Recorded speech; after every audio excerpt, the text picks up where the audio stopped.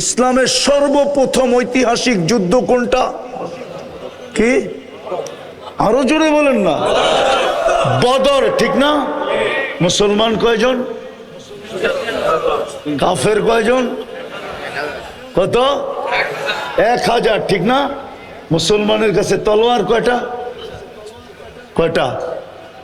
হ্যাঁ, আমি একটা বাড়ায় দিলাম, 3টা। কয়টা তলোয়ার? কয়টা? শুধু 3 জনের কাছে তলোয়ার, 310 জন শূন্য হাতে। আল্লাহ মুসলমানকে কিয়ামতের সকাল পর্যন্ত মেসেজ দিছে, ঐতিহাসিক যুদ্ধ, ঐতিহাসিক বিজয়, ঠিক না? ঐতিহাসিক বিজয় না? আপনি জানেন না, মুসলমান জানে না। আমি চিনি জায়গা, আমার সাথে চলেন, আমি ফ্রাঙ্কফুর্টে নিয়ে যাব।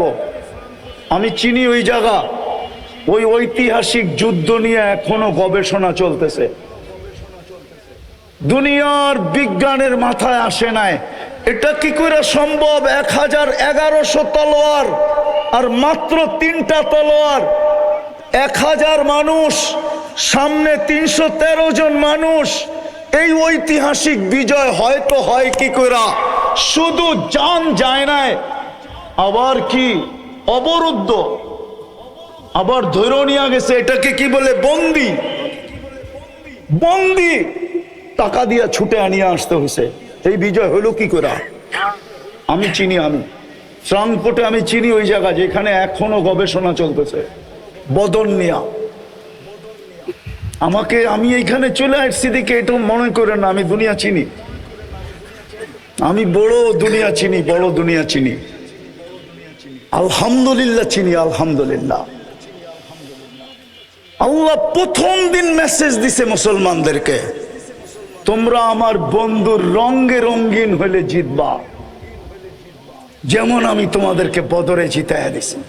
ওমা রমাইতা ইদ রমাইতা ওয়ালাকিন্নাল্লাহ রমা। আমি যদি আল্লাহকে বলি, আল্লাহ যখন খেলবেন আপনি তো বন্ধুকে রমজান মাসে গরমের ভিতরে নিয়ে গেলেন কেন বদর, 60 কিলোমিটার দূরে মদিনার থেকে। তা আল্লাহ বলে, বেওকুফ, বন্ধু না আসলে তো খেলাই জমবে না, খেলবো কি কইরা? বন্ধুকে নিয়ে গেছি খেলা জমানোর জন্য। দ্বিতীয় জব আল্লাহ দিতেছে, বেওকুফ, দর্শক না হইলে বলে খেলা জমে না। বন্ধুকে আনছি দর্শকের জন্য, খেলছি আমি। বন্ধু দর্শক ছিল, এই জন্য। দর্শক ছাড়া খেলা মজা হয় না। জমানের জন্য আর দর্শক হিসাবে বন্ধুকে নিয়ে আসছি, খেলছি তো আমি। কিয়ামতের সকাল পর্যন্ত আমি খেলবো, তোমরা বন্ধুর রঙে রঙিন হয়ে দেখাও, শর্ত পুরা করে দেখাও। বরবেন মসজিদ পাক্কা? হ্যাঁ, নামান এই আলেম ওলামাদেরকে সঙ্গে নিয়ে শুরু করেন যাত্রা। আপনারা শুধু রায়ের বাজারটাকে মডেল বানান আগে, আপনাদের দেখা দেখি সারা দুনিয়া মডেল হবে ইনশাআল্লাহ, সুম্মা ইনশাআল্লাহ। আমি একটা দেশ চিনি যেই দেশে বেনামাজি নেই। আমি ওই দেশে 6 বার গেছি, 6 বার। আল্লাহ আমাকে দুনিয়ার জঙ্গলও দেখাইছে, আবার হোয়াইট হাউসও দেখাইছে, আফ্রিকার জঙ্গলও দেখাইছে, আবার প্যারিসের কুকুরের 7 স্টার হোটেলও দেখাইছে। প্যারিসে কুকুরের জন্য 7 স্টার হোটেল আছে। যেই রসুল পাবে না আজকে, ওই রসুলের রঙে আমরা কতটুকু রঙিন। রায়ের বাজারের মানুষ, একটা কথা বলি ওলামাদের সামনে, আল্লাহ নিজের নাফরমানি সইতে পারে, বন্ধুর নাফরমানি সইতে পারে না। কসম খোদার। প্রমাণ চাবেন? তাহলে আমি প্রমাণ দেই, জানি না বুঝবেন কিনা। 360টা মূর্তি বাইতুল্লাহর উপরে ছিল, কিচ্ছু বলেন নাই। তপ চলতেছিল, ল্যাংটা উলঙ্গ, কিচ্ছু বলেন নাই। আল্লাহর ঘরের চত্বরে বৈশা 360-এর পূজা বলতে হইতেছিল, কিচ্ছু বলেন নাই। কিন্তু আবু লাহাব আঙ্গুল উঠাইতে দেরি, জিবরিল আলাইহিস সালামকে 1 সেকেন্ড দাঁড়াইতে দেন নাই, ছুটায়া দৌড়ায়া পাঠায়া দিছেন, যাও জিবরিল, আমার বন্ধুর উপরে আঙ্গুল উঠছে, বাইতুল্লাহর উপরে 360 মূর্তি মাইনা নিছি, উলঙ্গ তপ মাইনা নিছি, চত্বরে বৈশা গায়রুল্লাহর পূজা মাইনা নিছি। আবুল আহাব কিন্তু এখন উঠায়া দিছে আঙ্গুল আমার বন্ধুর উপরে। ওই যে শোনো চিৎকার দিয়া বলতেছে তাব্বান লাকা সাইরাল ইয়াউম, বলতে দেরি, সূরা তাব্বাত ইয়াদা নাযিল হইতে দেরি হয় নাই। আল্লাহ কিয়ামত পর্যন্ত বুঝাইছে বন্ধুর নাফরমানি সইব না। আজকে বলেন 90% মুসলমানের দেশ, নবীর আদর্শ কতটুকু আমাদের জীবনে ঘৃণিত, কতটুকু অবহেলিত, কতটুকু লাঞ্ছিত, কতটুকু বঞ্চিত। কোরআন বলে দুজগীরা বলবে জান্নাতীদেরকে আন আফিদু আলাইনা মিনাল মা, পানির একটু ছিটা দাও, ছিটা। আল্লাহ দিতে দিবে না, কেননা জান্নাতের পানির ছিটা দুজগের আগুন খালাস না, খালাস না? হ্যাঁ মানেন? হ্যাঁ সত্য তো। যদি জান্নাতের পানি এরকম হয় তো হাউজে কাউসার তো এর চেয়ে বেশি। ইন্না আতাইনা কাল কাউসার। আল্লাহ তো বলে বন্ধু আপনাকে সম্মানিত করছি আমি কাউসার দিয়া, খায়রে কাসির। আর হাউজে কাউসারও বলতে পারেন, ওটার ভিতরেই খায়রে কাসির। ওই রসুল তিনি বসবে না। আজকে ওনার আদর্শ কই? আপনি হয়তো একটা প্রশ্ন করবেন যে রসুল তো নাই, 1445 বছর চলতেছে, হিজরি সন কত? 45 না 47? 1447 থেকে 10 বাদ দেন, কত থাকে? 1437 বছর আগে আল্লাহ রসুল দুনিয়ার থেকে চলে গেছেন, 10ম হিজরিতে দুনিয়ার থেকে চলে গেছেন, ঠিক না? আপনি বলবেন রসুল তো নাই, আমি ওনার আদর্শে আদর্শবান হব তো হব কি করে? শেষ জায়গায় চলে আসছি, ভালো মতে মন দিয়া।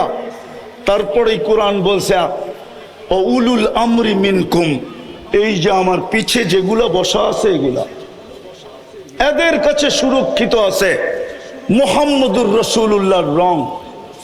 প্রত্যেকে দোকান খুলে বসা আছে, এদের কাছে পাওয়া যাবে মুহাম্মদুর রাসূলুল্লাহর রং। কোরআন এদের কথাই বলছে উলুল আমরি মিনকুম। কোরআনও বলে আওরাসনাল কিতাব আল্লাযী নাসতাফাইনা মিন ইবাদিনা।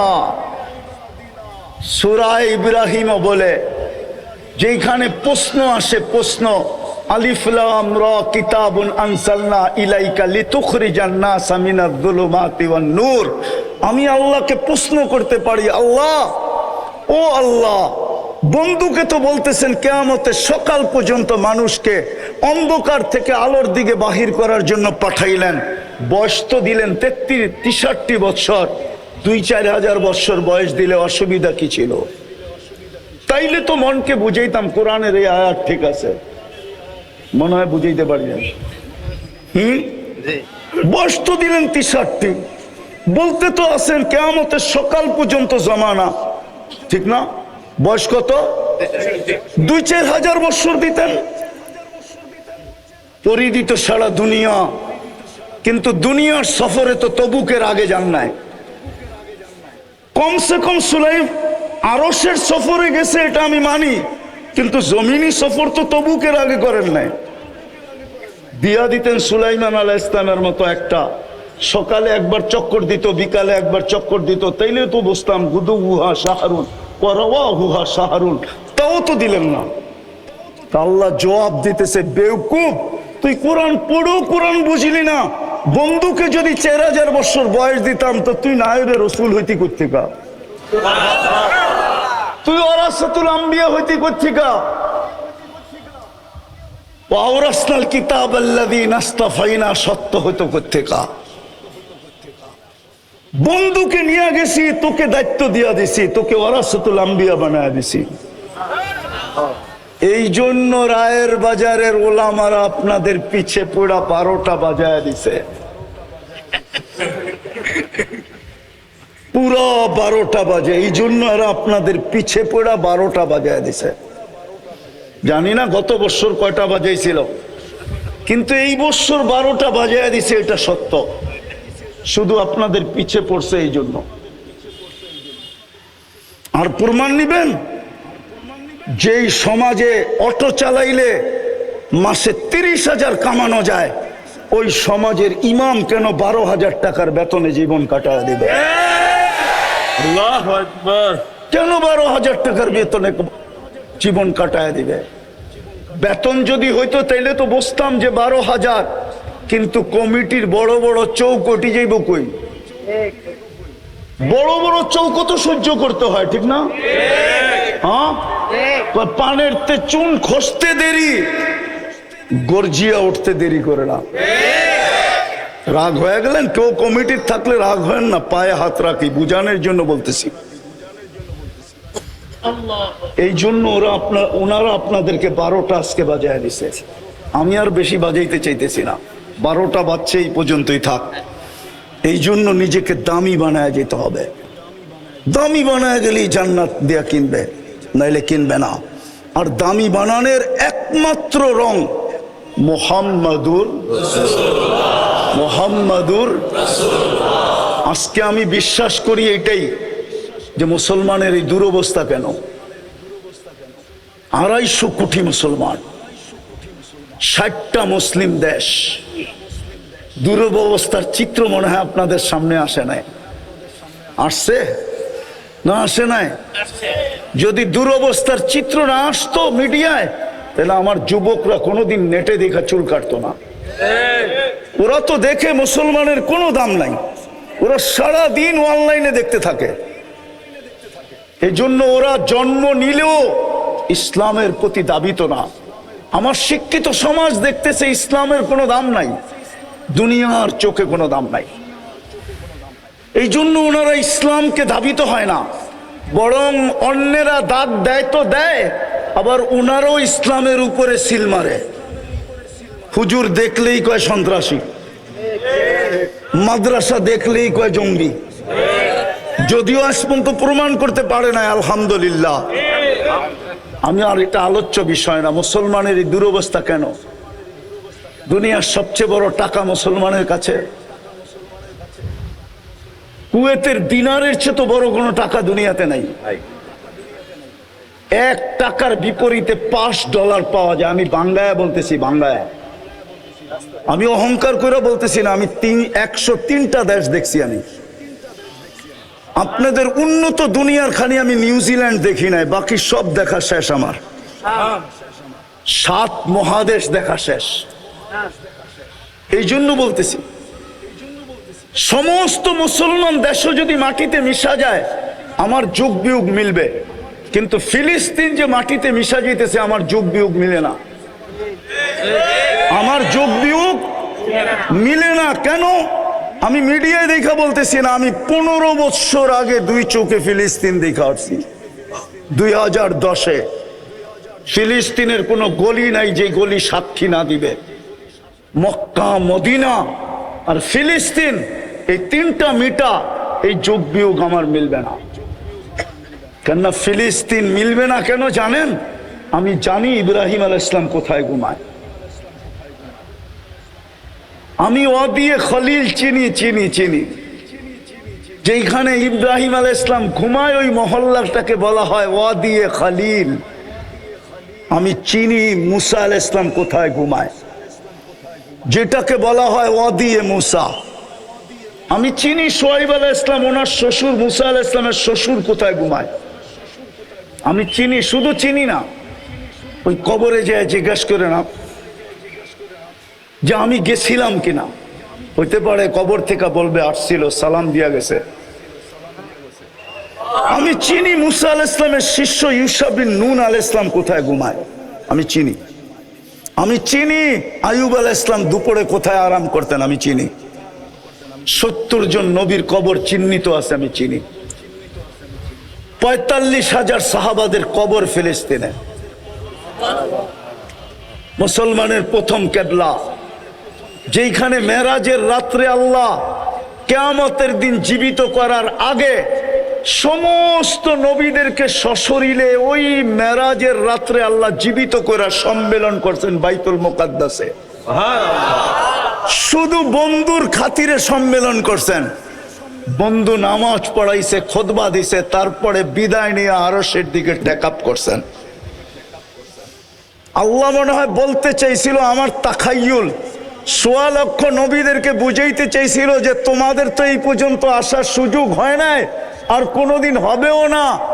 তোমাদের কিছু থাকলে বন্ধুর কাছে দিয়া দিও, বন্ধু আসবে, আমি বন্ধুর থেকে নিয়ে নিব।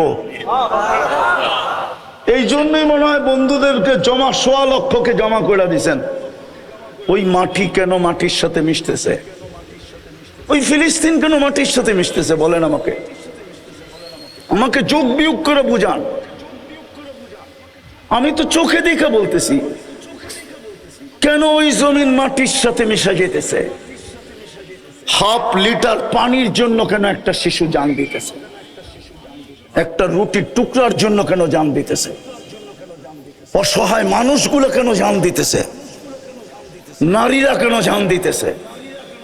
দুনিয়া তাকায় তাকায় দেখতেছে। এই দুরবস্থা কেন? কেন এই দুরবস্থা? আমার কাছে এটা আমার মন বলে, আমি উলামাদের কথা বলতেছি না, প্রত্যেকের কাছে যুক্তি থাকবে। আমার যুক্তিতে বলে আজকে মুহাম্মদুর রাসূলুল্লাহর রঙে রঙিন না। যদি রঙিন হইতাম তাহলে ইতিহাসের পাতা তো আমাকে বলে একজনের জন্য আল্লাহ ফেরেশতা পাঠাইছিলেন। কয়জনের জন্য? হাদিসের কিতাবে আছে, হায়াতুস সাহাবা আনেন, আমি কুইলা বাইর করে দিই।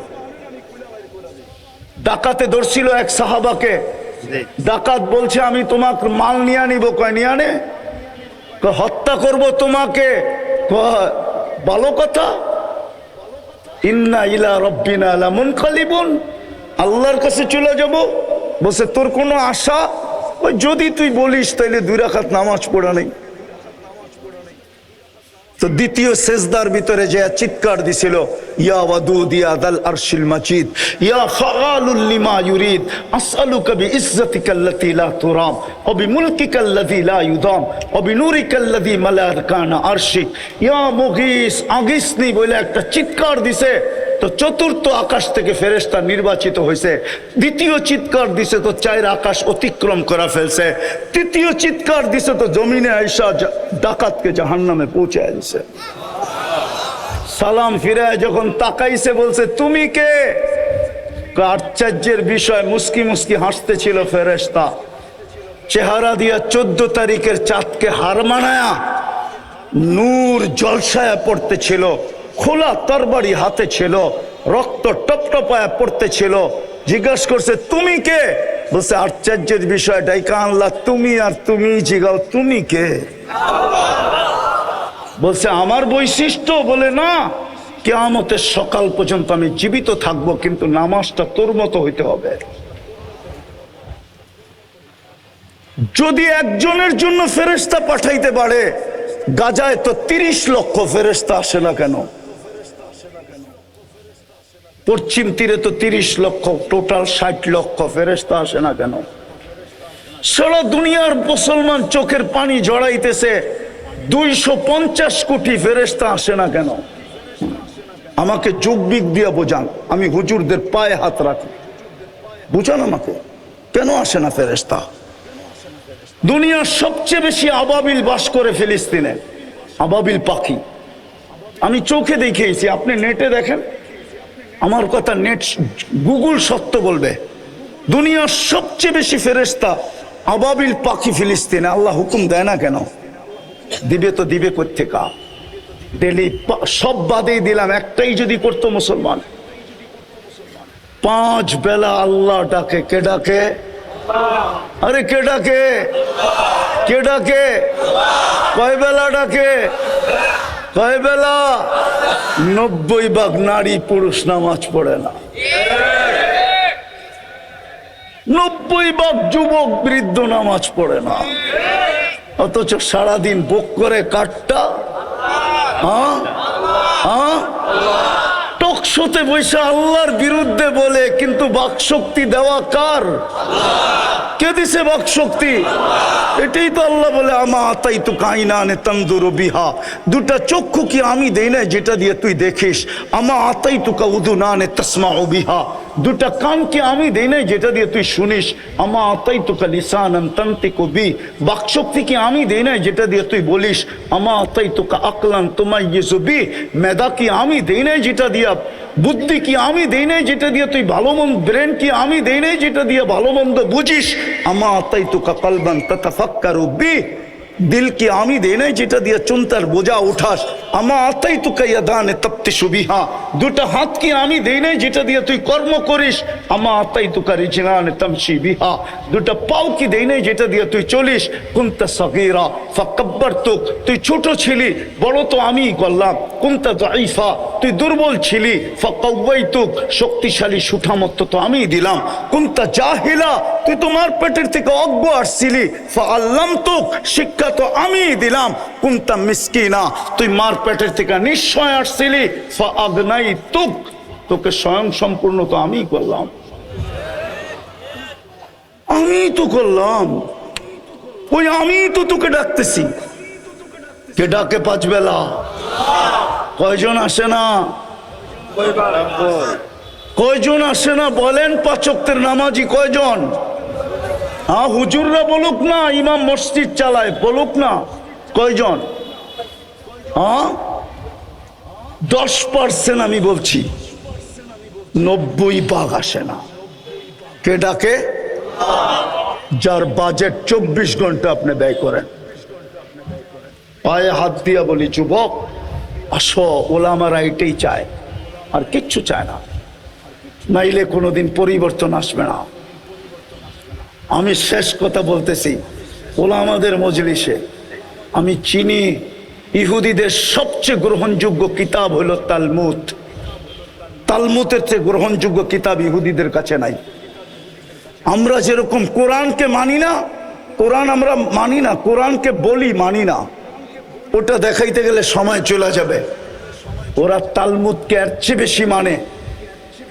ওই তালমুদে লেখা আছে, যতদিন মুসলমানের জুমার জামাত আর ফজরের জামাত সংখ্যায় সমান না হবে, ততদিন মুসলমানের বিজয়ের পালা শুরু হবে না, না, না, না। যতই আমরা জান দেই, যতই আমরা চিৎকার দেই, আসেন আজকে তওবা করি যে আজকের থেকে ওলামাদের ছত্র ছায়া এসা কনসিডার করছিলেন, কনসিডার। আপনারা মুহাম্মদুর রাসূলুল্লাহ চিনেন না। আমার কাছে সময় নাই, কেননা ওলামায়ে কেরাম নামই দিছে মহাসম্মেলন। বিদায় সম্মেলন বাদ দিয়ে আমি অন্যদিকে যাই কি করা? যদি সিরাতুন নবী হইতো, শানে রাসালাত হইতো, তাহলে আমি চিনাইতাম মুহাম্মদুর রাসূলুল্লাহকে। শানে রাসালাত তো দেয় নাই, সিরাতুন নবী তো দেয় নাই, দিছে কি? কি কি মহা, জানেন এটা ইংলিশে কি হয়? সারা দুনিয়ার স্যাটেলাইট এখন এইখানে, বিশ্বাস আপনারা করবেন না আমার কথা। ইংলিশ করলে হয় ইন্টারন্যাশনাল ইসলামিক কনফারেন্স। সারা দুনিয়ার কান খাড়া হয়ে গেছে। রায়ের বাজারে ইন্টারন্যাশনাল ইসলামিক কনফারেন্স, না জানি আমাদের বিরুদ্ধে কি বলে, না জানি কি ঘোষণা আসে, না জানি কি দামাল হয়, না জানি কি ডোল পিটানো হয়, না জানি কি তুফান চলে, না জানি কি সাইক্লোন আসে। রাগ হয় না,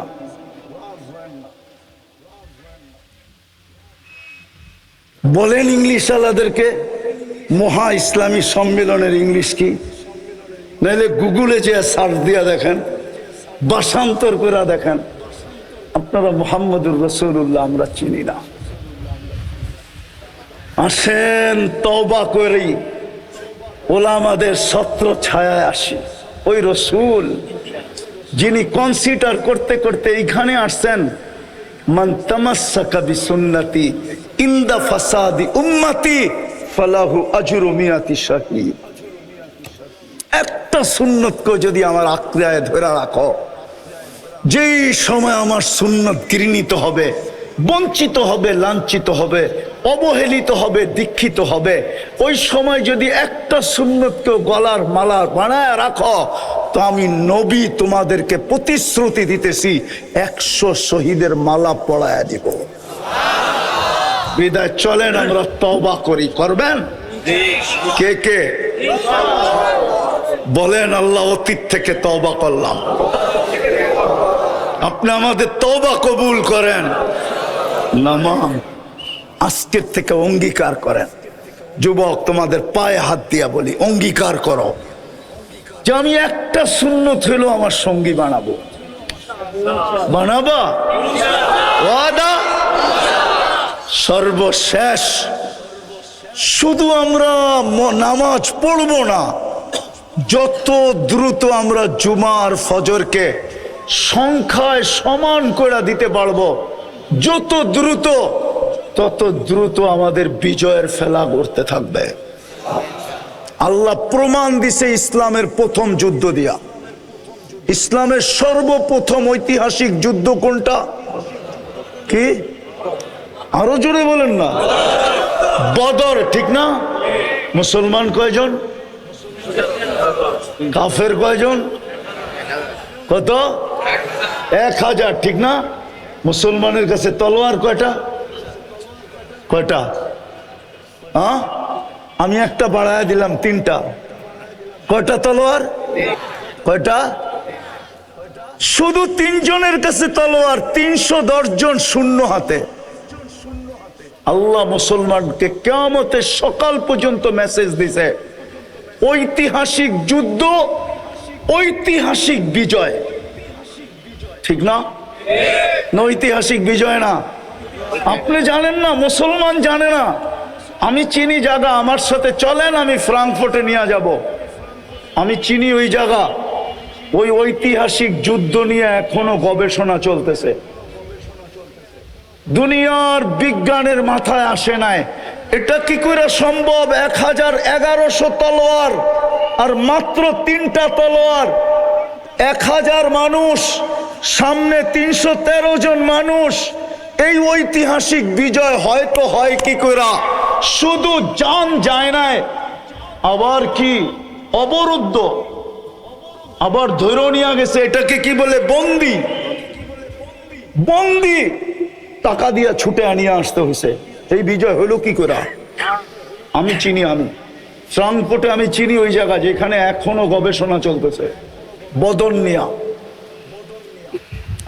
আমি এইখানে চলে আসছি দেখে এটা মনে করেন না আমি দুনিয়া চিনি। আমি বড় দুনিয়া চিনি, বড় দুনিয়া চিনি। আলহামদুলিল্লাহ চিনি, আলহামদুলিল্লাহ।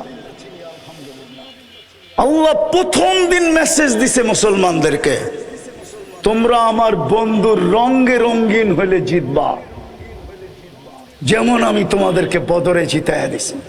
ওমা রমাইতা ইদ রমাইতা ওয়ালাকিন্নাল্লাহ রমা।